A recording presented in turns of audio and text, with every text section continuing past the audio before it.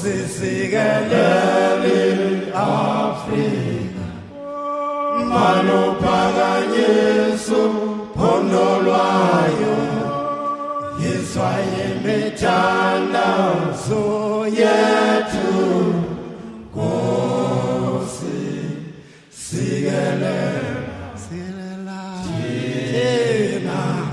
lusapho lwayo. Ne nous ramenez plus en Égypte. C'est-à-dire, on ne veut plus des élections cosmétiques. On ne veut plus la théâtralisation des élections. Le bidouillage des élections. 1 Chronique 12, verset 38 me dit, 1 Chronique 12, verset 38 me dit, tous ces hommes, gens de guerre, prêts à combattre, arrivèrent à Hébron en sincérité de cœur pour établir David roi sur tout Israël. Et tout le reste d'Israël était également unanime pour faire régner David. Je veux bien encore relire. 1 Chronique 12, verset 38 me dit, tous ces hommes, gens de guerre, prêts à combattre, arrivèrent à Hébron en sincérité de cœur, pour établir David roi sur tout Israël. Et tout le reste d'Israël était également unanime pour faire régner David. Et je veux bien relire. Tous ces gens, tous ces hommes, quels hommes? Gens de guerre, prêts à combattre, arrivèrent à Hébron en sincérité de cœur, pour établir David roi sur tout Israël, et tout le reste d'Israël était également unanime pour faire régner David. 1 Chronique 12, verset 38. Ce verset suffirait à corriger la politique en Afrique. Tous ces hommes, quels hommes? Gens de guerre. Ça, c'est l'armée, la défense nationale. Ou si nous avons chance, nous avons la grande armée de la République, comme on l'avait dans les années 30 ici aux États-Unis. L'armée, pas une armée passive. On dit les gens de guerre, l'armée, les bataillons, les compagnies, les unités, l'artillerie, la cavalerie, prêts, ils ne sont pas passifs. Pourquoi? 1 Chronique 12, 38 me dit, prêts à combattre. On combat quoi? Quelque chose qui affecte la nation, quelque chose qui nuit à la nation. Donc l'armée, selon la constitution de Dieu, lorsque la constitution est en train d'être tripatouillée, l'armée doit être prête à combattre cela. L'armée, c'est alors d'une unité juridique, de la défense juridique. Je ne comprends pas pourquoi l'armée en Afrique ne défend pas la loi. Tous ces hommes, gens de guerre, prêts à combattre. Il y a une partie de l'armée d'un pays qui a voulu faire cela sans pour autant réussir.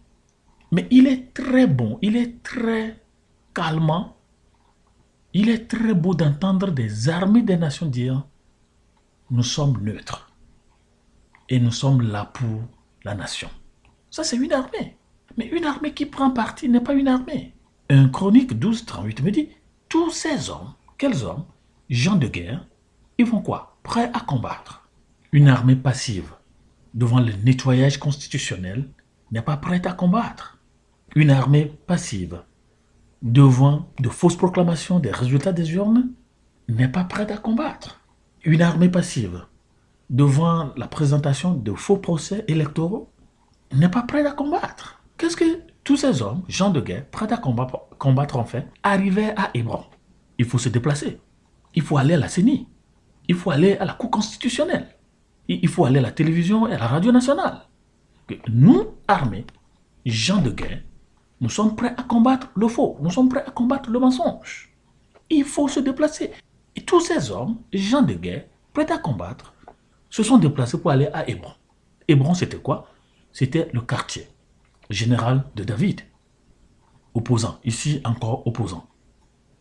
Mais vous voyez tout ce beau schéma de la bonne politique, de la communion citoyenne que Dieu a laissé dans la Bible.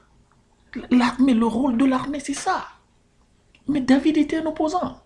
Parce qu'il n'a pas choisi d'être opposant. Le président au pouvoir l'a rendu opposant. Après qu'il ait fait assez de bien à la nation, j'aurai le temps de parler de David et de Saül et les leçons politiques ou politiciennes pour l'Afrique. Mais c'est ça. Chronique 1838 nous retrace bien cette histoire. Tous ces hommes, gens de guerre, prêts à combattre, arrivaient à Hébron. On n'a pas dit que David est opposant, donc l'armée ne doit pas y aller.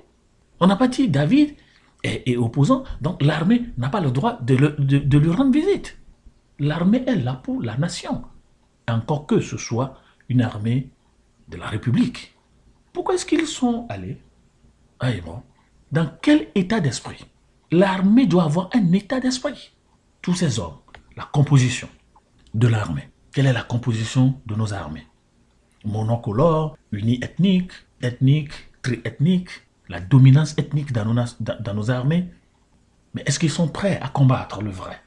Est-ce qu'ils sont prêts à se déplacer? Qu'est-ce qui arriverait dans nos pays lorsque l'armée, sachant que c'est l'opposition qui a gagné les élections, se déplaçait, allait vers l'opposant et dit, nous, l'armée de cette nation, vu les procès-verbaux des élections, vu les résultats partiels des élections, encore non proclamés à la CENI, et vu les rapports des CELI, Commission électorale locale indépendante, nous, armée, reconnaissons que c'est celui-ci qui a gagné les élections. Qu'est-ce qui arrivera?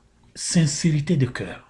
Ça, c'est la vérité. Comment est-ce qu'une armée peut-elle être aussi non sincère de cœur? Mais c'est ce que nous voyons dans nos nations. Et Dieu dit, vous qui voulez aller à la politique, lorsque je vous demande de ne pas avoir assez de troupeaux, assez de chevaux, assez d'armées, c'est parce que j'ai rendu une armée sincère. La sincérité militaire vient de Dieu. Pourquoi elle vient de Dieu? Elle est basée sur la compétence. Et les règles de définition sont claires. On ne recrute pas les gens sur des bases ethniques. Et chaque ethnie sait combien de personnes, à quel âge, doit engorger l'armée nationale. Tous ces hommes, les gens de guerre, prêts à combattre, arrivaient à Hébron dans quel état d'esprit? En sincérité de cœur. Est-ce que l'armée africaine dit la vérité? Est-ce que l'armée africaine dit la vérité? Lorsque on entend un coup de feu quelque part, on fuit. On dit, on ne veut pas mourir pour la nation. Si on ne veut pas mourir pour la nation, pourquoi on est soldat? Mais c'est ça la définition du militaire. Personne armée qui a pris l'engagement de mourir pour sa nation. Si on ne veut pas mourir pour sa nation, pourquoi est-ce qu'on est militaire? Seulement pour avoir de l'argent, avoir des galons, avoir des nominations. Et que faisons-nous de notre servant? Corps habillé. 1 Chronique 12:38 me dit, tous ces hommes, gens de guerre, prêts à combattre, arrivaient à Hébron en sincérité de cœur. Pour faire quoi? Établir David, roi. Mais c'est ça. Lorsqu'il y a un problème entre le président sortant et le président entrant, lorsqu'il y a un problème entre le président faux constitutionnel et le président constitutionnel, lorsqu'il y a un problème entre un président qui ne reconnaît pas sa défaite, une élection claire qui donne l'opposition victorieuse ou vainqueur des élections, l'armée intervient. Et c'est ce que nous voyons dans la Bible. L'armée là, c'est l'armée du président sortant, ou du président même parti. Mais je ne comprends pas pourquoi nous faisons souffrir la terre.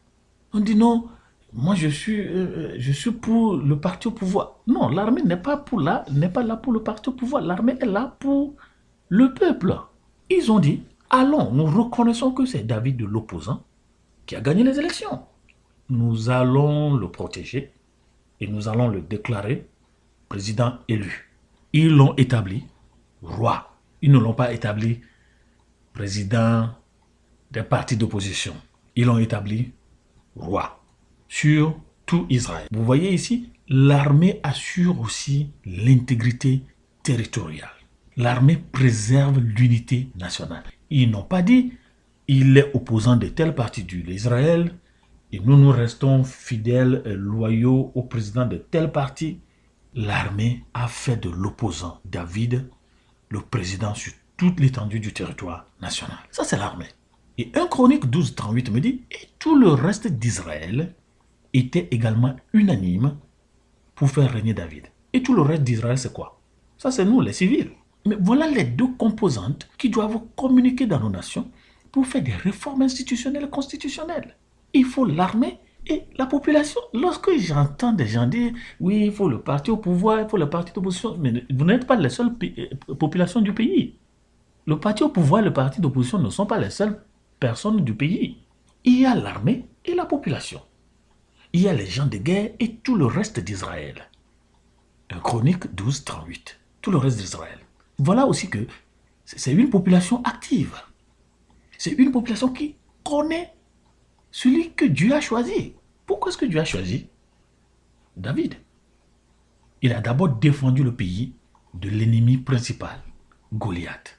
Comment est-ce qu'au nom de la politique, on peut ignorer ce que David a fait pour la nation? Comme l'a fait ce pharaon dans Exode chapitre. Tout le peuple sait qui est le meilleur. Tout le peuple le sait. La population de l'Israël, aussi bien que l'armée de l'Israël, ont reconnu que c'est David qui a gagné les élections.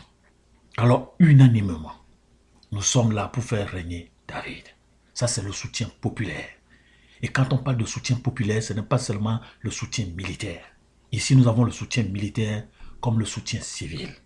Un président territorialement approuvé. Ici, ce n'est pas la majorité. Ici, c'est la vraie majorité. Ici, c'est la majorité de la majorité. Toute la population. Et cette élection de David, ou ce choix de David, serait comme l'élection de Barack Obama, sa première élection. Toute la terre était unanime. Alors, voilà le rôle de l'armée. Une armée pure, une armée qui connaît ses devoirs, ses responsabilités, ses limites. Une armée qui est nationale, la grande armée de la République, qui n'a pas de parti pris, qui n'est pas là pour le parti au pouvoir. Mais l'armée est là pour la Constitution. La police est là pour la Constitution. La gendarmerie est là pour la Constitution. La marine, l'armée, de l'air, de terre, tout cela, cavalerie, artillerie, tout. On est là pour la Constitution et non pour le parti au pouvoir. Lorsqu'on dit l'armée défend les institutions, ce sont les institutions constitutionnelles. Et c'est ce que 1 Chronique 12:108 me dit. Et qu'est-ce qui soutient les institutions constitutionnelles et institutionnelles? C'est la vérité. Alors Jean-François Bayard, dans l'État en Afrique, la politique du ventre, peut me dire, je cite, « Les Africains ont été les sujets agissants de la mise en dépendance de leur société, tantôt pour s'y opposer, tantôt pour s'y associer. La naïveté consistait à se livrer à une lecture anachronique de ces stratégies autochtones en termes de nationalisme ou de collaboration, là où intervenaient en priorité des considérations locales d'intérêt dans un monde indifférent à l'idée nationale, mais soumis à de graves tensions intra- et intersociales. Les factions et les groupes qui se disputaient le pouvoir et lassaient aux richesses ont sollicité l'appui de l'étranger pour triompher les partis rivaux ou pour conjurer des menaces de révolution interne. » Fin de citation. Jean-François Bayard, L'État en Afrique, la politique du ventre, page 46. Je veux bien redire. Les Africains ont été les sujets agissants de la mise en dépendance de leur société, tantôt pour s'y opposer, tantôt pour s'y associer. La naïveté consistait à se livrer à une lecture anachronique de ces stratégies autochtones en termes de nationalisme ou de collaboration, là où intervenaient en priorité des considérations locales d'intérêt. Dans un monde indifférent à l'idée nationale, mais soumis à de graves tensions intra- et intersociétales, les factions et les groupes qui se disputaient le pouvoir et lassaient aux richesses ont sollicité l'appui de l'étranger pour triompher des partis rivaux ou pour conjurer des menaces de révolution interne. Fin de citation. Jean-François Bayard, L'État en Afrique, et c'est la politique du ventre, page 46. Mais à la page 66, il me dit, je cite, « Les uns et les autres formalisaient ainsi un double discours politique, celui du colonisateur, dissertant sur le passage de l'Afrique du primitivisme à la condition étatique moderne, et celui des mandataires autochtones de l'indépendance soucieux de transfigurer leur projet domestique de domination en intégration nationale. » Fin de citation. Cette problématique de l'assimilation réciproque des élites est assez connue en Afrique. Et souvent, au niveau des populations, les gens sont démoralisés, ils ne veulent pas s'impliquer dans les mobilisations parce qu'ils se disent ils sont tous pareils. ils sont tous pareils. Ils se connaissent, ils se fréquentent et ils viennent là après pour nous fatiguer. Mais voilà la tranche populiste. Les politiciens se connaissent, ils savent ce qu'ils font. Et c'est comme ça que petit à petit, ceux qui refusent d'aller aux élections, ceux qui refusent d'aller voter, commencent à monter. On ne sait plus pourquoi il faut voter. Ça ne donne rien. Et ce n'est même pas, ils ne font pas bon vivre la campagne électorale. Et ce qui suit, compilation des résultats, convoyer même les résultats vers la CENI, les délibérations, les procès-verbaux, tout ce n'est pas beau à voir. Et la population africaine dit, ils sont tous pareils.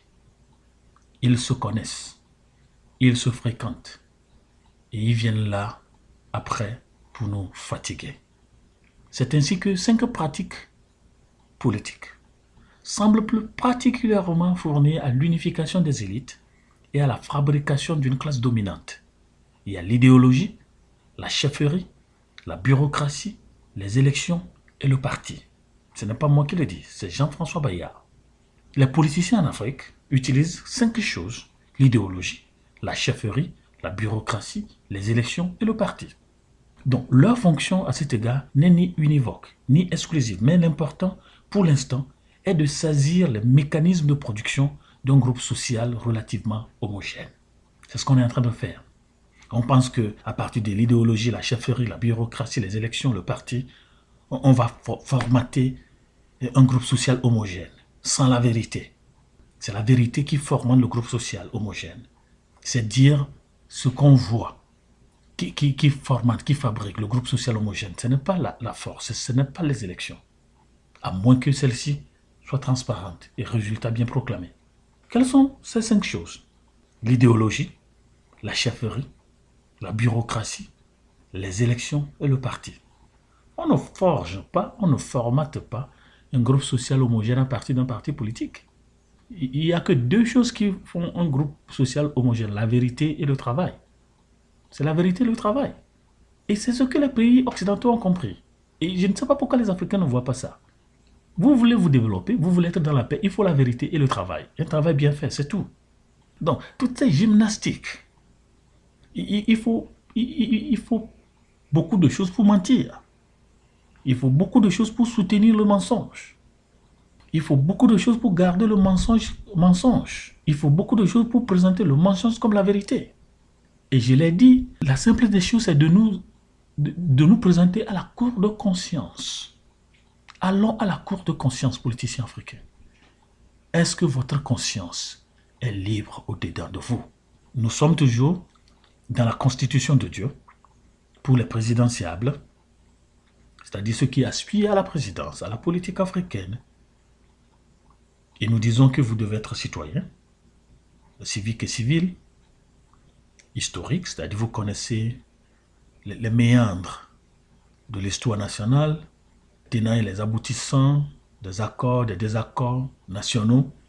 Vous devez être aussi un citoyen de caractère et de cœur et de sang. Et vous ne devez pas être un militaire. Et vous ne devez pas ramener le peuple en Égypte, c'est-à-dire back to slavery. Et cela constitue le fondement de la constitution que Dieu a pour vous qui vous intéressez à la politique. Aussi, un prétendant du fauteuil présidentiel doit être un visionnaire et non un distributeur d'argent. C'est ça le problème. C'est-à-dire, quand vous voyez le continent d'ici, sur un continent où on dit on n'a pas de l'argent, on distribue de l'argent aux gens pour qu'ils votent pour nous. Et en tout cela, vous voulez que les Européens nous respectent. Sur un continent où les gens vont au lit, ventre creux, les écoles encore couvertes de paille, on distribue de l'argent aux gens pour voter. On distribue de l'argent aux gens pour aller voler des cartes d'électeurs. On distribue de l'argent aux gens pour cacher des cartes d'électeurs. On distribue de l'argent aux gens pour cacher les procès-verbaux des bureaux de vote. Sur un continent où les gens ne trouvent pas à manger. Un visionnaire, Dieu demande que vous soyez visionnaire et non un distributeur d'argent, ou non un distributeur de promesses, et non un distributeur de postes. Un présidentiable ne doit pas être un creuseur de tombeaux. Combien de tombeaux sont creusés à chaque élection dans nos pays? Et combien de tombeaux sont-ils creusés après que nous ayons pris le pouvoir? Mais voilà des questions auxquelles nous allons répondre devant le tribunal criminel de Dieu. Un prétendant visionnaire. 1 Roi 10, verset 5 me dit, 1 Roi 10, verset 5 me dit, et le chef de la maison, le chef de la ville, les anciens et les gouverneurs des enfants, envoyaient dire à Yéhou, nous sommes tes serviteurs et nous ferons tout ce que tu nous diras. Mais voilà, pour que les gens vous disent nous sommes à votre service, c'est parce qu'ils vous font confiance. Ils ne sont pas fatigués des coutumes présidentielles, ils ne sont pas fatigués des traditions présidentielles. Un visionnaire, quelqu'un qui va de l'avant, quelqu'un qui ne tourne pas tout autour des cosmétiques présidentielles, politiciennes. Et vous trouvez un autre exemple dans Genèse 41, Joseph. Il a un plan de développement national. Il a les besoins répertoriés de la société. Il a la planification, la durée de réalisation. Et là, je suis encore avec Joseph.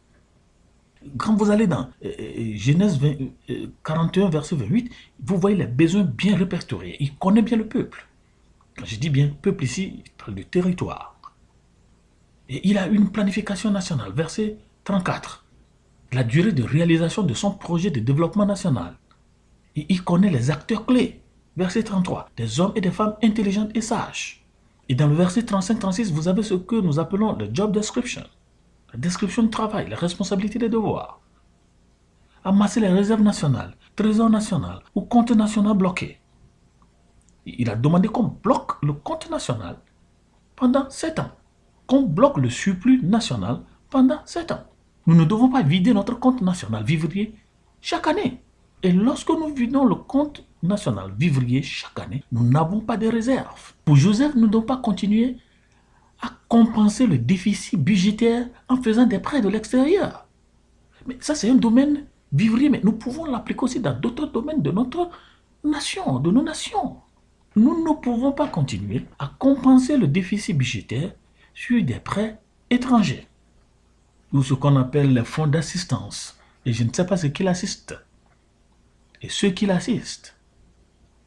Joseph savait que pour développer, il faut bloquer le surplus économique national.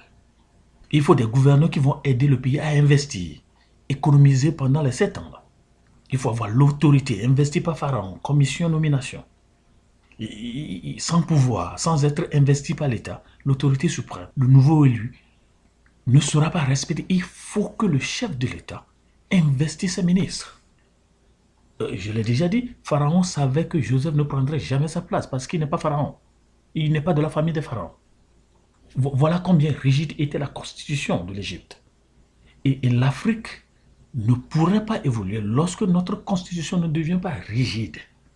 Respecter la constitution. Donc, le président pharaon investit Joseph de pouvoir et d'autorité. Sans cela, il aura de la peine à faire son travail. Il ne peut pas forcer la population à l'aimer. Sans autorité, pouvoir, votre gouvernement et tout son programme national de développement sera mécanique. Au lieu d'être spirituel, au lieu d'être technologique, basé sur des compétences et libre-échange. Lorsque le pouvoir n'est pas populaire, c'est ce qui arrive. Tout est mécanique. On va à volo, on tâtonne, on titube. On fait un raisonnement par tâtonnement. Même des fonctions les plus simples, les fonctions affines, AX plus B égale à 0. Joseph investit de l'autorité de l'État et il a lancé alors sa campagne de sensibilisation. Donc, c'est notre compétence qui nous confère l'honneur national et politique sur toute l'étendue du territoire et dans notre parti politique. Et l'Afrique doit comprendre cela. L'Afrique sait cela. Et c'est ce que l'Afrique cherche. Des citoyens qui sont connus sur toute l'étendue du territoire, non pas à cause de leur parti politique, mais à cause de leurs compétences. Les Africains cherchent des politiciens dont l'honneur national, l'honneur politique sur toute l'étendue du territoire vient de leurs compétences, de leur contribution au développement national, et non de leur parti politique, non de leur statut politique. Et Joseph nous montre que le gouverneur, l'élu du peuple, n'a pas besoin de maniements juridiques ni militaires. Vous trouvez cela dans le verset 43-40 de Genèse 41. Un chef de l'État que Dieu désire, que Dieu cherche, est élu. 1 Chronique 12, 38. Il a le soutien populaire. il n'a pas besoin de maniement juridique. Il n'a pas besoin de maniement militaire. Alors, comment est-ce que l'Afrique doit arriver là? Il faut alors détecter les gens. Il faut aller à l'étude des gens, des citoyens. Il faut une seule personne pour engager la société. Et beaucoup de personnes disent, oui, il faut un groupe technocrate, il faut... Non, mes amis, vous savez, il faut une seule personne pour changer les choses. Comme Martin Luther King, ici aux États-Unis. Vous avez Mahatma Gandhi là-bas en Inde. Vous avez Nelson Mandela là-bas sur le continent. Vous avez des militaires qui ont pris le pouvoir en Afrique et qui ont organisé des élections 2 ans après. Il faut un seul individu. Pourquoi? Parce que Dieu n'a pas besoin de majorité, mais d'une minorité soutenue par la majorité du ciel. Et c'est ça le problème. Nous sommes nombreux à avoir peur que nous ne sommes pas majorité. Nous n'avons pas besoin d'avoir la majorité. La majorité, c'est la vérité qui est au ciel.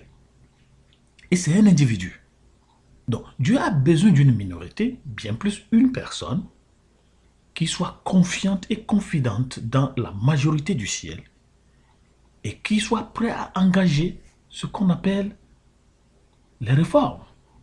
Donc, c'est pourquoi quand vous fouillez toute la Bible, vous verrez ce principe divin, ça n'a jamais changé. Adam n'avait pas besoin de majorité. Abraham n'avait pas besoin de majorité. Noé n'avait pas besoin de majorité. David n'avait pas besoin de majorité. Saül n'avait pas besoin de majorité. Daniel n'avait pas besoin de majorité. Moïse n'a pas eu de majorité. Joseph n'a pas eu de majorité. Mais ils étaient tous seuls lorsqu'ils ont reçu l'appel de faire changer les choses. Nous dirons que la majorité est le résultat, mais la minorité est l'agent transformateur. Vous voulez aller au pouvoir, d'accord. Mais est-ce que vous êtes un agent transformateur? Ou bien vous êtes un agent subisseur de l'histoire? Celui qui subit l'histoire ne peut pas transformer. Alors il faut une préparation personnelle. C'est pourquoi Joseph doit être vendu. C'est pourquoi il doit faire la prison. Il faut une préparation personnelle. C'est pourquoi Moïse devait naviguer sur le Nil. Il devait aller dans la maison de la fille de Pharaon. Il devait passer au palais du pharaon. Il devait commettre ce péché et fuir, aller faire 40 ans dans le désert. Ça, c'est la préparation personnelle. C'est pourquoi Nebuchadnezzar devait assiéger l'Israël. Daniel devait être pris et envoyé à Élam et devenir esclave au palais. Ça, c'est la préparation personnelle. Vous avez des visions, d'accord. Mais avant que la vision ne devienne réalité, il faut être disposé à la préparation personnelle. Donc, partout où vous êtes maintenant, vous nous suivez, tout ce que vous vivez, je voudrais que vous ayez un autre regard transformateur ou transformationnel sur ce que vous vivez. C'est la préparation personnelle. Vous savez, il est difficile d'être préparé. La préparation personnelle que Dieu vous fait est semblable à la préparation militaire que les nouveaux recrues font. N'oubliez pas, Joseph avait déjà eu le rêve qui serait promoteur, bénissant de sa famille. Vous avez la vision, d'accord. Vous avez le rêve, d'accord. Mais est-ce que vous êtes prêt à la préparation personnelle? Je ne vous dis pas que vous devez vous préparer personnellement. Ça, c'est l'académie, aller à l'école, votre profession, vous expérimenter, faire des recherches, d'accord. Mais la préparation personnelle ici, c'est Dieu qui vous y engage. Dieu vous inscrit à l'école de Dieu. Est-ce que vous êtes prêt? Il faut avoir aussi des opportunités divines. Il faut l'attribution, la reconnaissance officielle. Il faut le processus. Alors, dans cette perspective, celui qui veut diriger un peuple doit avoir à l'esprit qui ne conduit pas le pays au malheur, mais au bonheur. Il ne doit pas être quelqu'un qui dit, si vous ne votez pas pour moi, c'est la guerre civile. Il y a des candidats qui disent des choses comme ça. Si vous ne me réalisez pas, si vous ne m'élisez pas, ce pays sera feu et à sang. Le citoyen ne dit pas des choses comme ça. Il ne sera pas quelqu'un qui dit, avant que je ne meure, vous mourrez. Celui qui est présidentiable, Deutéronome 17, versets 14 à 20 dit, qui ne doit pas faire de son peuple son ennemi. Au contraire, il doit aimer les citoyens et qu'ensemble, ils combattent l'ennemi interne comme externe. Dans ce domaine, seul un président a réussi, même si on lui reproche tant de choses. Cherchez-le et vous le trouverez. Au revoir.